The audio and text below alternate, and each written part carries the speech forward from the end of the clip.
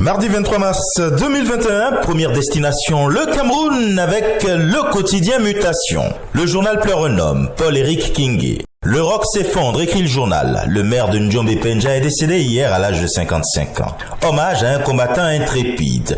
Il revient également en manchette du quotidien Le Jour, vie et mort de Paul-Éric Kingé.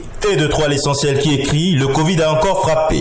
Paul-Éric Kingé, maire de Njombe-Penja, et Guy Brice Parfait Kolelas, candidat à la dernière élection présidentielle au Congo, viennent de passer de vie à trépas des suites du Covid-19. Pendant ce temps, le Cameroun semble pris dans le dilemme des vaccins entre le britannique AstraZeneca et le russe Sputnik 5.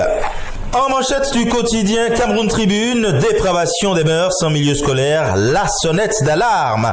Et comme si une solution avait été trouvée à ce fléau, mais cette fois-ci au Sénégal, il est question en manchette du quotidien Le Soleil de justice des mineurs, un arsenal si spécial. Maison d'arrêt et de correction de Anne, les cellules de l'espoir. Pèlerinage 2021 pour Walf Quotidien, Riyad corse les conditions. Avec le quotidien, il est question du classement sur la liberté et la démocratie. Le Sénégal sort du top 10.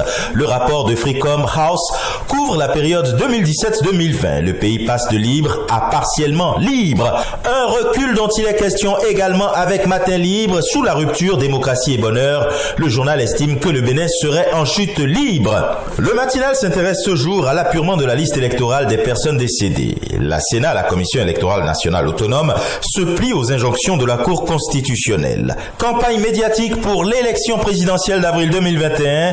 La nation dit que l'ordre de passage des candidats est désormais connu. Pour la tribune de la capitale, sélection par la HAC, la Haute Autorité de l'Audiovisuel et de la Communication, des organes de presse devant couvrir la campagne électorale. Le CNPA Bénin dénonce la procédure source de division. Et maintenant au Burkina Faso, augmentation du prix des hydrocarbures, des citoyens jugent le moment inopportun. C'est ce qu'écrit ce jour le quotidien L'Information pour tous.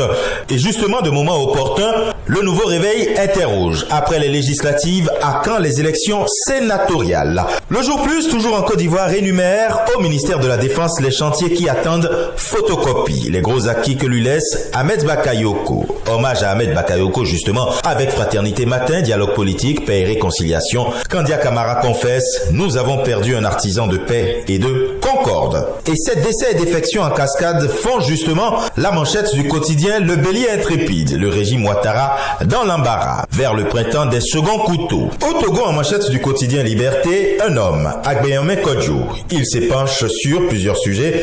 Le champ de maïs, son combat, le Petrogate, le Bolloré Gate, Foria Singbe, Macron et lui-même. Au Gabon, pour l'Union, il est question de vaccination.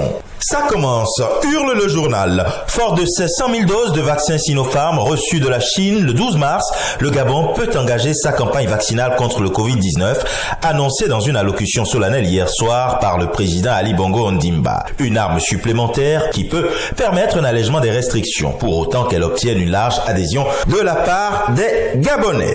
Et au Maroc, le matin d'annoncer à ses lecteurs qu'au Palais Royal de Fès, Sa Majesté le Roi Mohamed VI a procédé à plusieurs nominations à de hautes fonctions. Et ce sera tout pour aujourd'hui. Mais encore, prudence, vigilance et surtout, n'oubliez pas les gestes barrières. À demain.